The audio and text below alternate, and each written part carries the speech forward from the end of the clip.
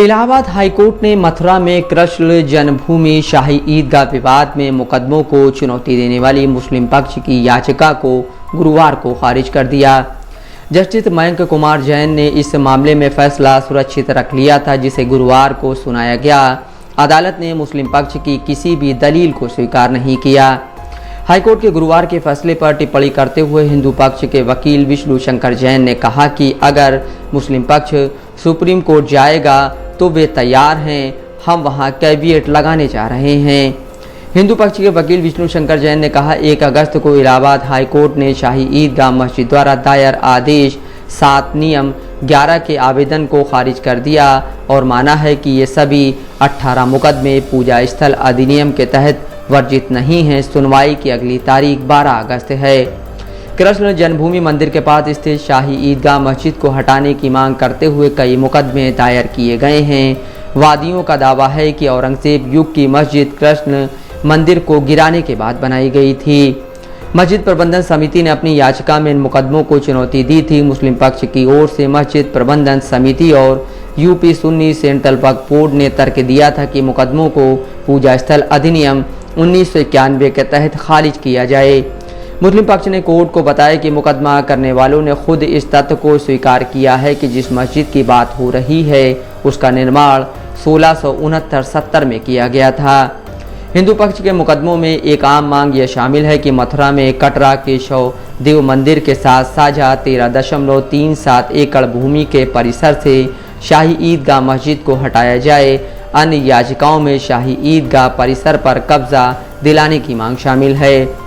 मथुरा विवाद 8 दशक से अधिक पुराना है और इसमें 13.37 एकड़ भूमि के मालिकाना हक को कोर्ट में चुनौती दी गई है। यहीं पर शाही ईदगाह है।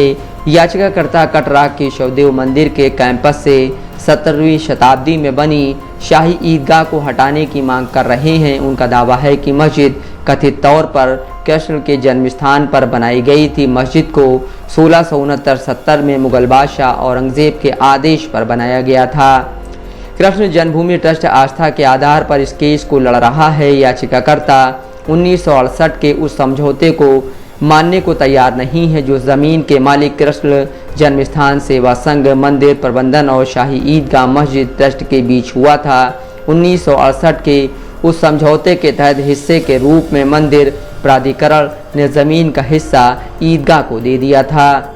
याचिकाकर्ताओं का कहना है कि समझौते की कोई कानूनी वैधता नहीं है क्योंकि कृष्ण जन्मभूमि ट्रस्ट जिसके पास स्वामित्व और जगह का टाइटल है वह इसमें पक्षकार नहीं है। अदालत को उस भूमि को देवता को ट्रांसफर करने का आदेश देना चाहिए जिस पर मस्जिद बनाई गई थी। ज्ञानवापी मस्जिद विवाद की तरह कृष्ण जन्मभूमि मामले ने 2019 में बाबरी मस्जिद राम जन्मभूमि विवाद में सुप्रीम कोर्ट के फैसले के बाद जोर पकड़ा। हालांकि आरएसएस ने पहले वादा किया था कि अयोध्या के बाद अब किसी विवाद को नहीं उठाया जाएगा, लेकिन आरएसएस से जुड़े संगठनों ने काशी और मथुरा पर 2019 के फैसले के बाद जबरदस्त बयानबाजी शुरू कर दी। मथुरा मामले में पहली याचिका सितंबर 2020 में मथुरा सिविल कोर्ट में लखनऊ निवासी रंजन अग्निहोत्री और 6 अन्य ने भगवान श्री कृष्ण विराजमान की ओर से दायर की थी। उन्होंने मांग की थी कि मस्जिद को हटा दिया जाए और जमीन कृष्ण जन्मभूमि ट्रस्ट को लौटा दी जाए। हालांकि सिविल जज ने 30 सितंबर 2020 को इस मुकदमे को नामंजूर करते हुए खारिज कर दिया था।